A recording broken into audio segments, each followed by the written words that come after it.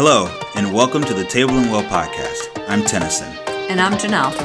Thank you for joining us as we discuss topics and give practical tools that help you live, grow, and be in healthy, joy-filled relationship with God, yourself, and others. For more information and resources, or if you're looking for coaching, connection, and community, please visit tableandwellco.com. We hope you enjoy this podcast. Hello and welcome again to the Table and Well podcast. This is episode 7 of season 3. Again, we're in the middle of our maturity series, specifically in the middle of child maturity stage.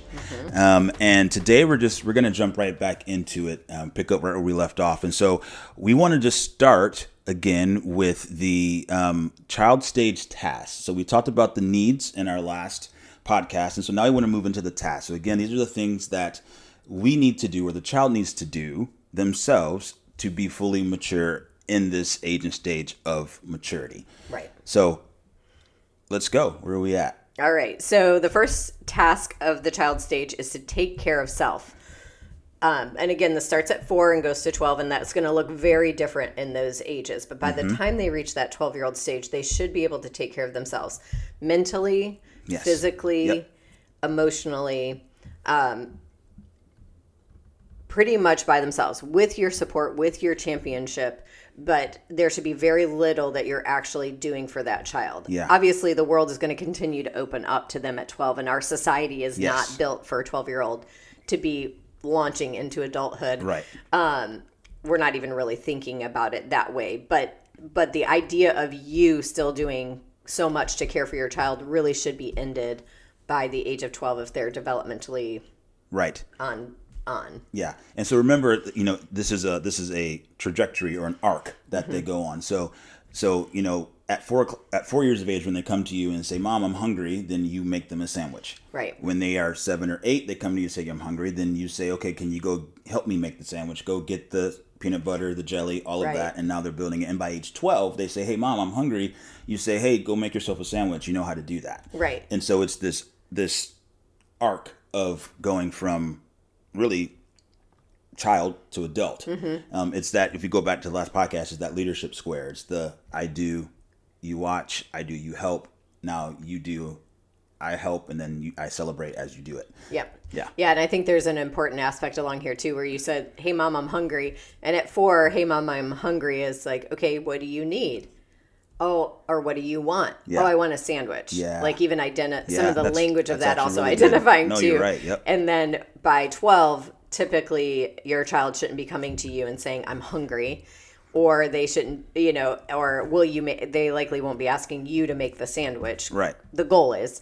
And so one, helping them identify the need, and then helping them articulate the need, and then also identifying who it is, whose job it is to actually meet that need. Yeah, and learning that they're actually really, really capable of meeting quite a few of the needs that they have. Yeah. Now, what we're not encouraging is that that your child no longer needs you by the age of 12. Right. No, we're not saying that. Right. But particularly in the areas of basic things like food prep and clothing and all of those things, that they should be able to really walk through those 3 key steps. Identify what they need, articulate what they need, identify who should be meeting the need, and then follow through with that ask, whether it's asking themselves or someone else. Yeah, that's what I was going to say. And then, that's it. Asking whoever the person is who can meet that need to meet it. Yep. And remember, God is in this equation as well.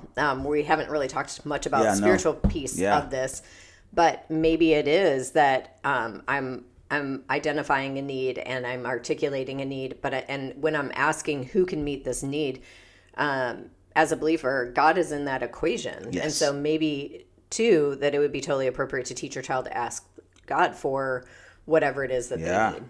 That's really good. And begin instilling that within them. Yeah, and even asking God with them. Yes. Together in that need. Yeah. Yeah, I think that would be walking through that leadership square too. Are they watching you identify when God is the one who is the best helper in this situation, or the best provider, or whatever the scenario is, and then so on and so forth. Yeah, because again, it says, the way it's written here, it says take care of themselves, but I think the task is to learn to take care of themselves. Right. And so again, as we've been saying since the beginning, you learn through modeling, you learn through experience. And so how are you as a parent walking your kids through this learning process of taking care of themselves emotionally, physically, spiritually, mentally? How are you helping them do that? And then for us as adults who are going back and having to maybe fill this need, this gap, how are we doing that? And is there other people in our lives that are helping us that we can model this from? Yeah, that's good. Where are those people? And so That's really good. it's this dualistic piece right here. And we talked, I don't remember which podcast it was, but we talked about how this mirror, like our physical development actually mirrors our spiritual development. And when we become born again, we're walking back through these developmental tasks again, as now, I don't want to say spiritual beings, that sounds funny, but if you understand what I mean, in the family of God. And so too, as a child believer, as we're maturing in our belief, then we also should be moving toward taking care of ourselves and being honestly less dependent on God. I think there's that is going to probably sound sacrilegious to some of you, and maybe it's just a challenge of, like, if my son was still calling me now that he's, I can't believe this, a father of 2 and has been married for 4 years, if he's still calling me every morning to ask me what he should be making himself for breakfast or what he should wear today, like, that's a problem. Like, he is not matured to the stage that he needs to have matured to. Yeah. He should be able to independently make those decisions in a mature way with the full capability at the age and stage he's at right now. And he's all of 25. Right. As believers, we, for some reason, forfeit the same idea in our own development as children of God. For some reason, we think we need to still ask God every morning what we should wear or what we should eat. And I know this is going to challenge some of you, and I can even feel it, that it's like, oh, but we should have complete dependence on God. Yeah, and we should be maturing to the point where we can then be asking God about the bigger things too, right? Like, if my son can't dress himself and can't feed himself at 25, then he's not going to be able to take on some of the larger challenges of life. Right. And call me about those. Like, that's where then we're starting to develop a mature relationship together where he's asking for help around that leadership square around bigger things. Yes. And it's the same thing with God. If we're still not sure what to wear every day and we need God's help with that, how will we advance in this world? How will we expand the kingdom? How will we live into the fullness of our calling if we're still behaving like children in that space? No, that's really good. We could get stuck here for a minute, but I hear you on that, because I think one of the things that we tend to do is, again, it becomes this default where we just default everything, and then we just sit around and we wait and we don't do anything. Right. When really God's saying, well, no, you need to go. You take a step, and then I'll fill in the blanks. Like, you move. It's again, guys, please hear us. We're not saying that you throw God out the window. Right. That's not it at all. But what we are saying is that there does come a point when, in maturity, where you are able to, you've matured to a space where you know how God thinks.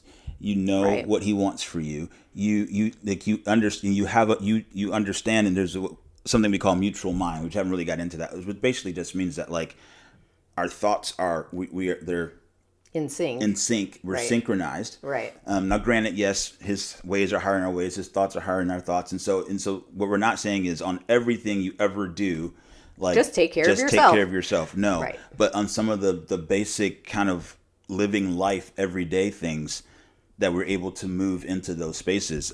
Even, for instance, and for us, when we moved from Michigan to South Carolina, and we were asking God, like, where do you want us to go? We felt the release to leave Flint, Michigan, to move, and we didn't know where.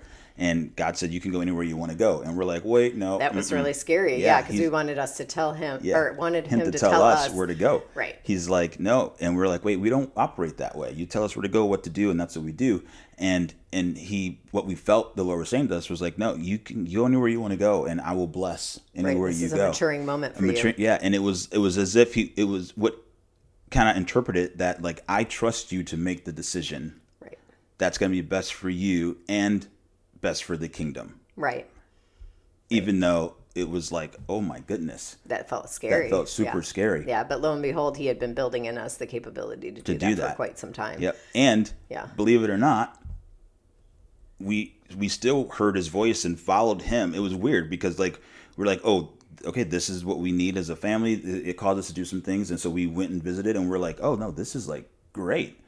And still, he was still leading us, but we didn't necessarily sit down and ask him where we should go, what we should do. Well, I think what comes into play here too is identity. So if it's true that Father God is the creator of who we are and he lives within us, if that's actually true, then he is with us in all things, just like I live within, this is going to sound funny, but we live within our children. Our children carry our DNA. Yes. So there's a sense of us always being with them in the same way. And they know what we would do or what we wouldn't do in a scenario. And granted, all of us don't have parents that might be a positive connotation. And even for our kids, that's not 100% a positive connotation. Right. But it's wild how even in the physical with our biological families, there's a sense of knowing what lives within us. Yep. And so with God, we know that same thing. And so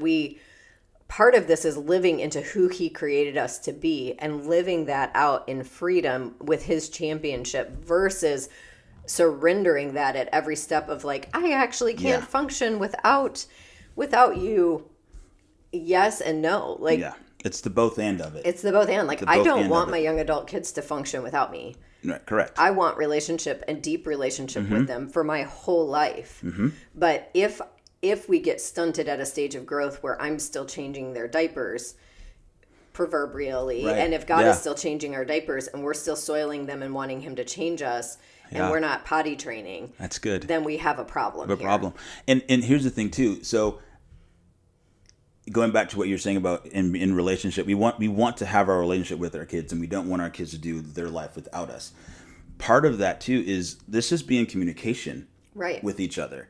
And if you are including us, not even necessarily including us, if you are letting us know about what decisions you're making and where you're going and how that's working, if there's a check in our spirit, or we're like have some advice in that, you know, and we have a relationship where we have freedom to tell them, because there's the other part too. If we're going to go back to, I'm going to parallel this to spiritual, but we hold a space in their life. They hold us in a space. We're being invited in. Then we can say, hey, I'm curious. We can have curious questions, and we can just ask, hey, can I give some advice in this situation? And they can say yes or no. But if they say yes, then we can give it. We're still guiding them. We're still letting them know what we think, and we still let them know what our opinion is on what's happening in their life. And the same thing with God. Right, because we love them, and what we want is the best for them. Exactly. And so it's coming from that space as well. They're not necessarily, it might get a little touchy, but our kids aren't necessarily asking us what to do. Sometimes they are, sometimes maybe not. Well, and I think that also comes into play as they're aging. And I think even us as 40-year-olds, like, we want people that we can call up and say, I don't know what to do in this situation. Like, I've sought God on it. I don't have a lot of clarity. Can you sit with me and help me listen to God? Or can you help me figure out what to do here with your life experience? So I don't have to repeat mistakes maybe you've made. And our kids are invited into the same thing. Right. But I think part of your point too is that if we're never talking, correct, just about everyday life, about like, how are the kids doing? How are you doing? What'd you do today? Blah, blah, blah, blah, blah. And they call once a year and they're like, oh, I have this really huge thing. Can you please help me figure out what to do? And I don't know what to do. Well, we wouldn't really know them. We don't have context of what's even happening in their life. We don't have context. We wouldn't really know them the way that we know them when there's day-to-day life together. Right. And they wouldn't even really know us to know. Can they even help me in this growing space? And developing. And so, they wouldn't know even that it would be good to ask, because we might carry something they need. And so you can parallel that with your relationship with the Lord. And that's where I was going with that. It's just, we're not saying do life devoid of God. Right. It's including him in all the decisions and everything that you make, and having constant connection with him. And then, you say, hey, Lord, I'm thinking of A, B, C, D, E, F, G, or what do you want me to do? Then it's going to be this give and, I don't want to say give and take. it's a relationship. It becomes an actual relationship, right, where you're learning how to take care of yourself, and at the same time being fully dependent on God. Well, I think it's really interesting, and again, let's play a little bit of a what if possibility here. But if we talked about this in the intro to maturity, but mutually satisfying relationships is the goal of adulthood, right? And God is our Father, so that's totally appropriate. And I think that there is always will be an imbalance. I don't know how else to say that, but like we'll always be our kids' parents. Yeah. We're never going to be their equals. Right. However, now that they're adults, we're moving more into a mutually satisfying relationship, and that's completely appropriate. Yes. We will carry wisdom beyond them because we are further down the road than them, but we also have things that we can be learning from them. Yes. And I'm not saying that God has things to learn from us. People could take this the weird way, but I think what the point that I'm trying to make is that, again, just shedding this idea that we are helpless babes when it comes to our relationship with the Lord. And the goal is to actually grow into a mature exchange of a relationship with God. That's the point. That's the point. That's good. The point. Yeah, that's good. Okay, that was a fun tangent. It was. But so take care of self, guys. Yep, learn to take care of your child. Learn to take care of self. Right. Including in your relationships with the Lord and with the family of God. Yes. Let's not. I know. I so bad want to go. Okay. No. All right. So second thing is learn to say what you think and feel appropriate and appropriately ask for what you need. And this ties exactly into what we were just talking about. I'm just going to repeat it one more time. Learn to say what you think and feel and appropriately ask for what you need. We should be learning how to do that as children. Yes. But the first step is actually learning to identify that. The second step, like we talked about, is learning to articulate it to the appropriate people in an appropriate way. Yep. And also identify, is this the person I should be sharing it with or asking from, or is this something actually that I can be caring for myself in this area?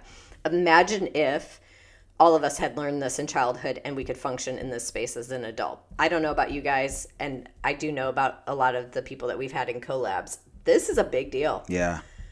And it's part of what we actually practice at the table, and in a lot of things that we do is we create space and opportunity for people to practice this. And it's really quite funny because at the table, we'll create space where people can share their heart and how they're feeling. One, we teach them and give them a wheel to help identify their feelings. Yeah, because most of us struggle with that. And then we actually ask them, what is it that you need, or how can we best support you in this moment? Yep. And you can see people wrestle, especially those who haven't developed the skill. They're like, a lot of times we get like I don't know. Yeah. I don't know. Whatever you want. Like, no. Like, this is actually you getting to practice this and you getting to figure out for you what you need. Take care of yourself. What satisfies you. Right.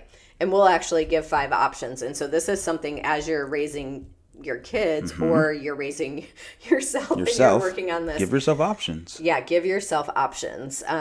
Oftentimes that thought of like, what do I need, when it could mean like, well, the whole world of options? Right. I don't know. But what if there were 2 or 3 options that I could choose from?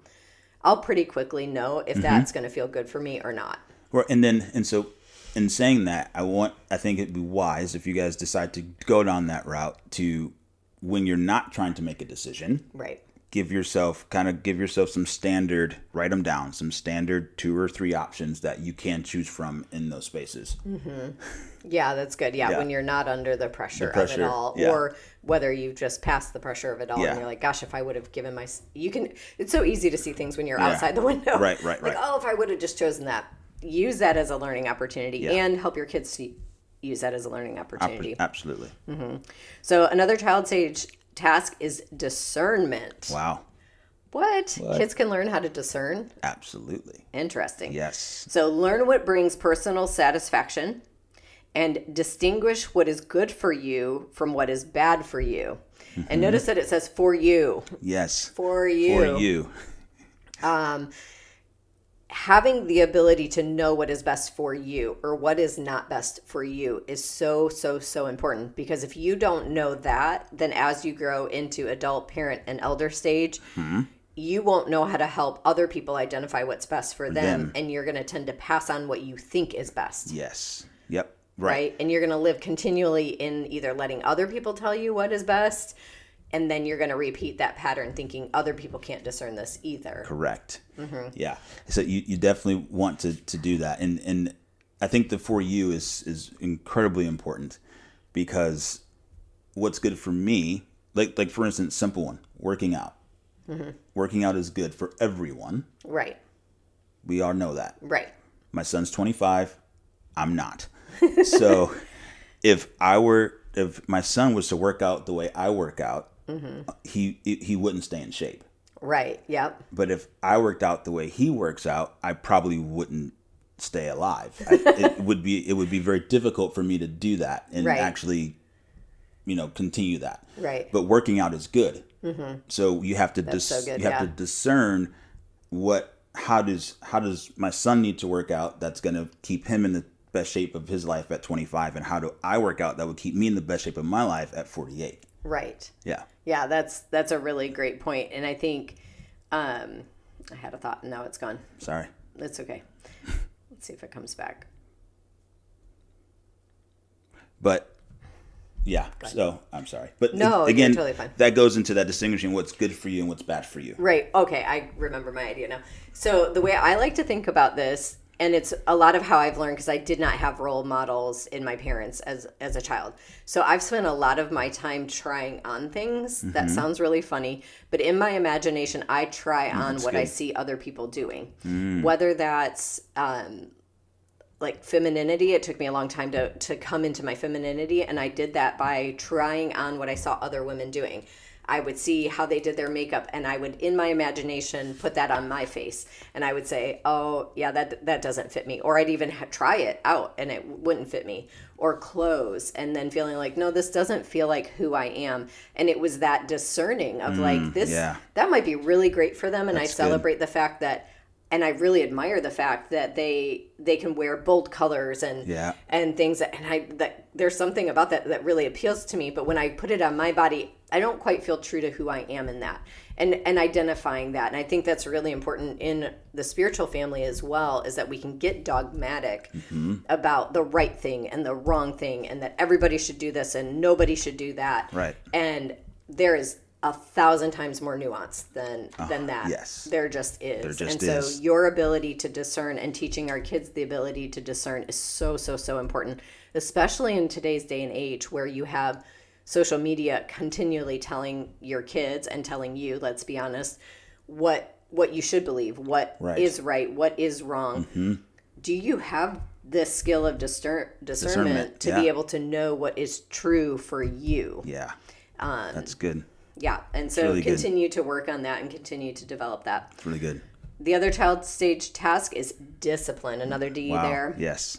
I can't imagine why discipline would be an important thing to learn as a child, or how that might show up in adulthood when it doesn't exist. I mean, I don't know. Our audience probably can't figure that out. No, either. Nope, not at all. Not at all. But it's the simplicity of learning how to do hard things, persistence, pushing through difficult tasks. Yep. Again, building that muscle memory as a child. If I get a lot of opportunities to do hard things and see them through when I'm 10, I don't have to be flailing at 40. Right. It will be muscle memory, and it'll be subconscious for me at that point. Yes.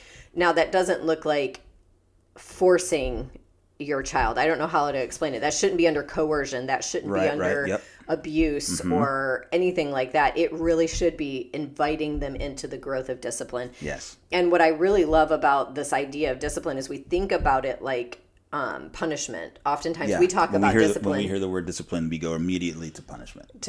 I can't remember the book. Gosh, I wish I could remember the book. Maybe we'll put it in the podcast notes if it comes to me. But discipline being this regular training of, if we think about discipline like that, of like, we're going to continue to bring this up so that it can get worked through. Yes. Kind of like exercise. Like we're not going to build muscles just because we beat ourselves one day. Right.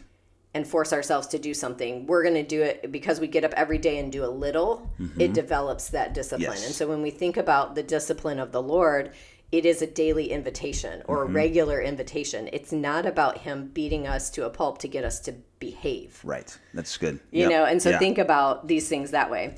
Learning how to wait for and work for what is good.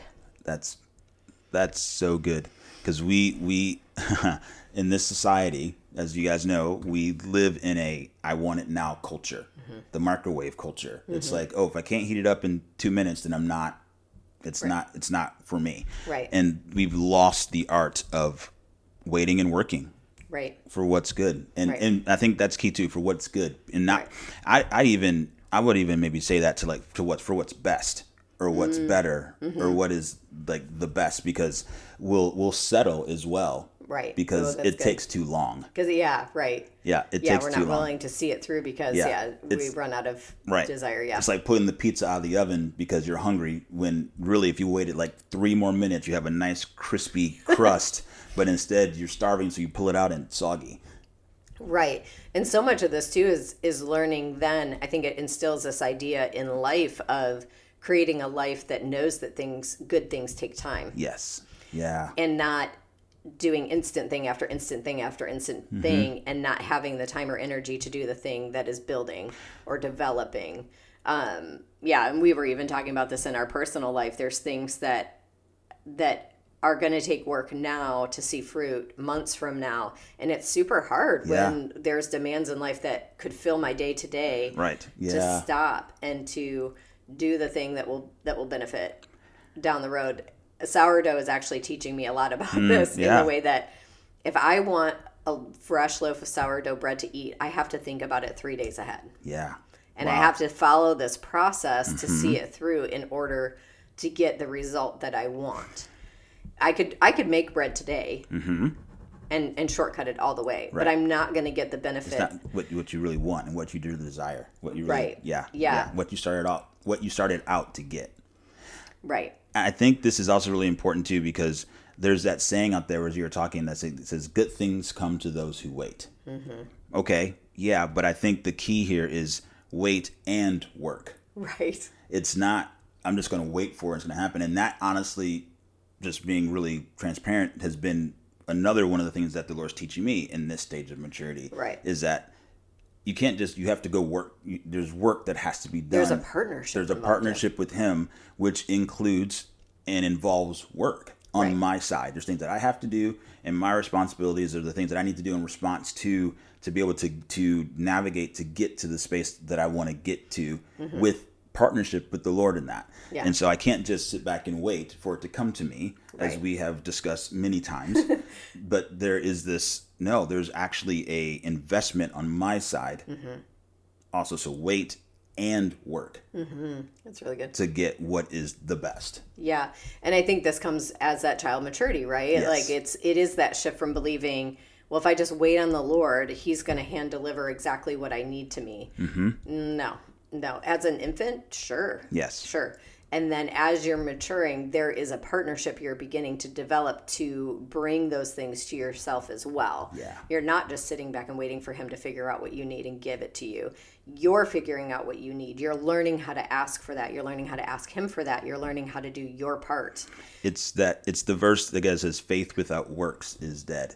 It's like you have faith that is going to bring you what you need, but there actually is a work. There's things that you need to do. So if you don't do the work, then the faith is void, because you have the faith is going to bring it. So you walk into that thing that is going to bring you. But one of the things that we've talked about that we've never quite done, which would be really fun, is looking at scripture through the lens of maturity. Yeah. And how scriptures like that can be so varied based on where you are in maturity. Oh, I agree. That's a totally appropriate scripture for someone who's in infant maturity in their spiritual walk.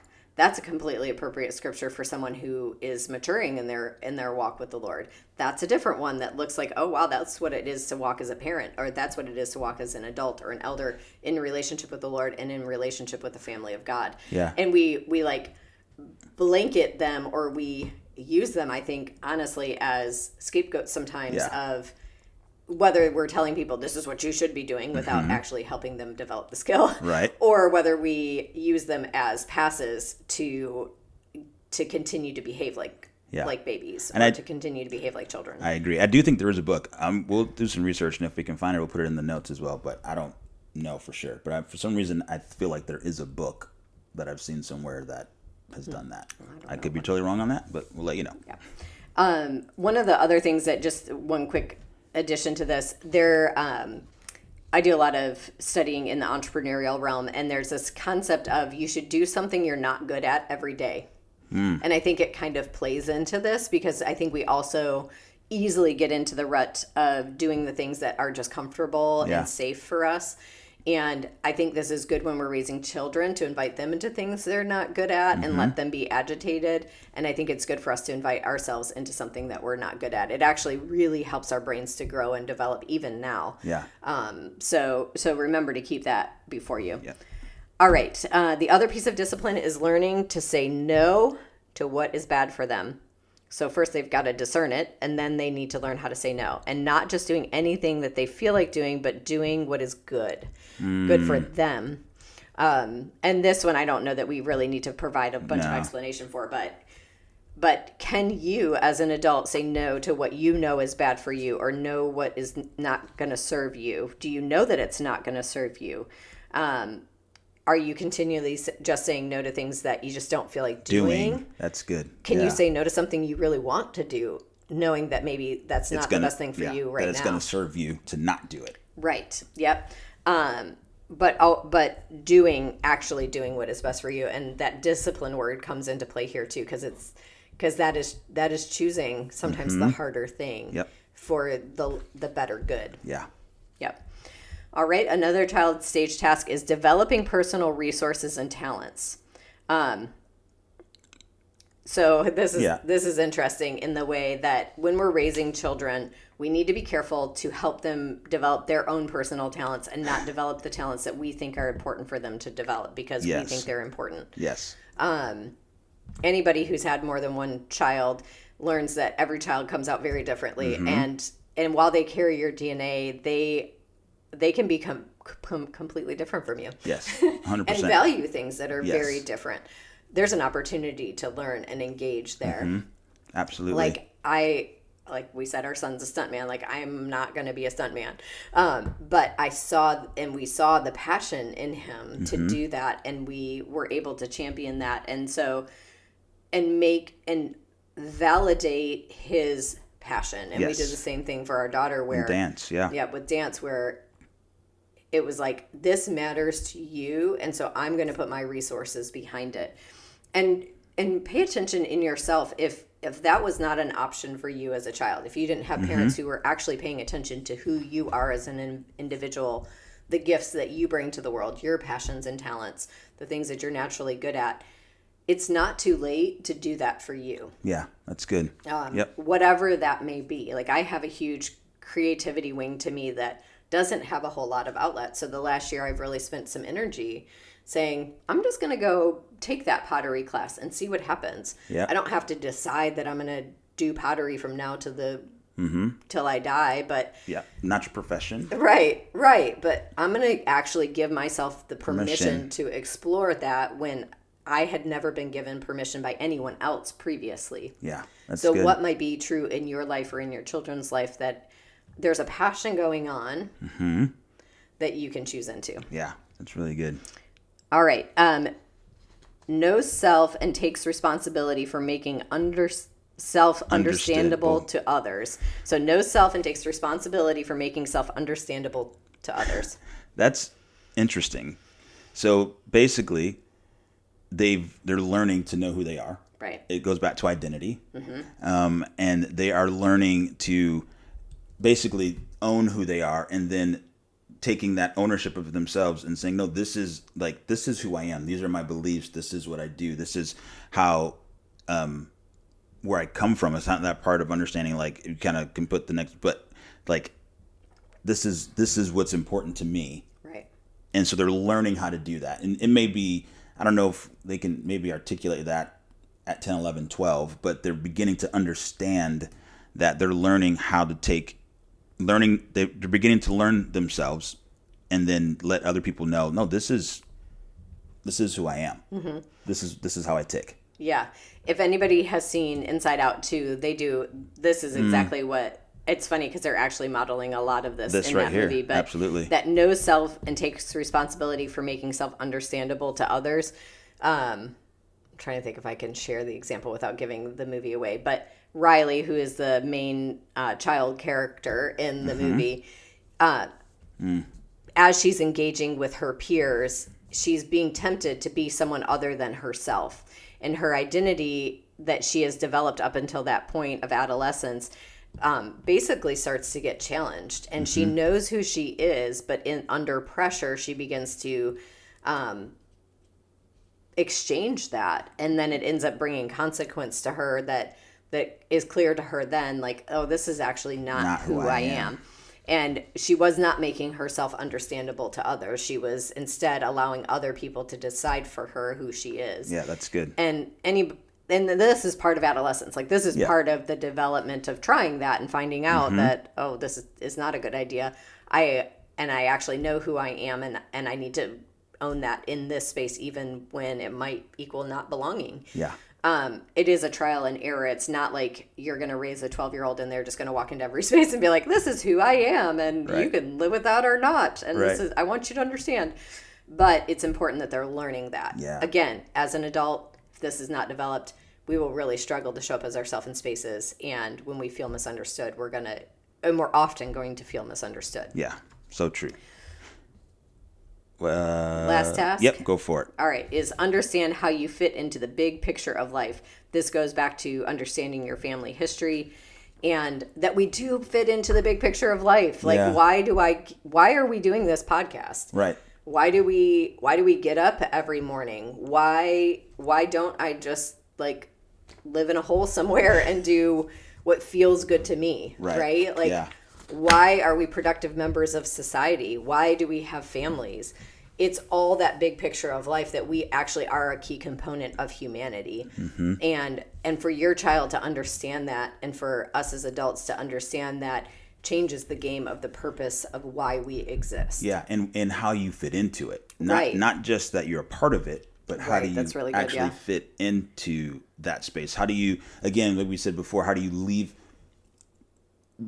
in the need? They need to know how they fit in and how they can actually make a difference and how they actually can contribute to the big picture of life. Again, it's that transformation from, in that child stage, you go from me to we. So now it's beginning to understand that, oh, it's not just about me. Mm-hmm. It's about others and my family and God. And so now, and I can actually make a difference, and I can actually impact the world around me.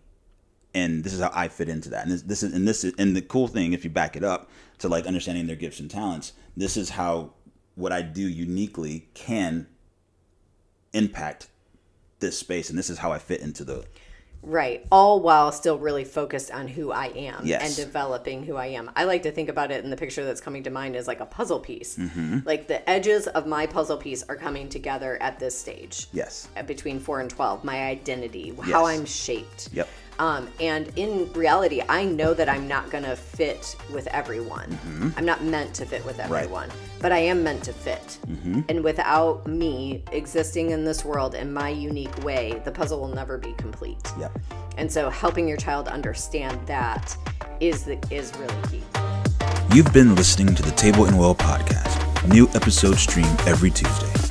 If you have enjoyed this podcast, please leave us a review to let us know. Also, subscribe on your favorite listening platform to stay up to date on all things Table and Well. To learn more, start your journey, or get information on how Table and Well can help develop your community, family, or teams to be relationally healthy and authentically connected, please go to tableandwell.org/collab to schedule an interest call, or you can email us directly at known@tableandwell.org.